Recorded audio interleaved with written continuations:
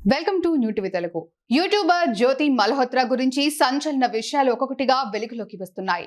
తాజాగా ఆమె పాకిస్తాన్ టూర్ కి సంబంధించి రాసుకున్న డైరీ దర్యాప్తు సంస్థలకి చిక్కింది. ఆ డైరీ ఆధారంగా పోలీసులకు మరిన్ని రహస్యాలు తెలిసొస్తున్నాయి. జ్యోతి మల్హోత్రాను నిఘా సంస్థలు ఒకవైపు విచారిస్తుండగా, మరోవైపు హర్యానా పోలీసులు ఆమె డైరీని స్వాధీనం చేసుకోవడంతో ఆమె పాకిస్తాన్ పర్యటన గురించి మరింత రహస్యాలు సమాచారం లభ్యమైంది. తేదీ లేని డైరీ ఎంట్రీలలో ఆమె 10 రోజుల పాకిస్తాన్ పర్యటన నుంచి నా దేశం భారతదేశానికి తిరిగి వచ్చినట్లు ప్రస్తావించింది. ఈ సమయంలో నేను పాకిస్తాన్ ప్రజల నుంచి చాలా ప్రేమను పొందారు. మా సబ్స్క్రైబర్లు, స్నేహితులు కూడా మమ్మల్ని కలవడానికి వచ్చారు. మేము లాహోర్ను సందర్శించడానికి 2 రోజులు సరిపోలేదు అని ఆమె తన డైరీలో రాసుకుంది. జ్యోతి మల్హోత్రా పాకిస్తాన్ను క్రేజీ, రంగురంగుల పాకిస్తాన్ అని కూడా అభివర్ణించింది.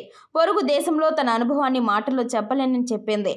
ఇక ఎంట్రీలో జ్యోతి మల్హోత్రా పాకిస్తాన్ అధికారులకు చేసిన అభ్యర్థనను రాసింది.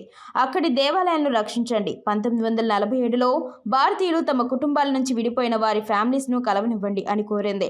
పాకిస్తాన్ గూఢచార్య కార్యకలాపాల్లో వాళ్ళ పాత్రలకు సంబంధించి మల్హోత్రాతో పాటు గత 2 వారాల్లో పంజాబ్, హర్యానా, ఉత్తరప్రదేశ్ పోలీసులు మరో 11 మందిని అరెస్ట్ చేశారు.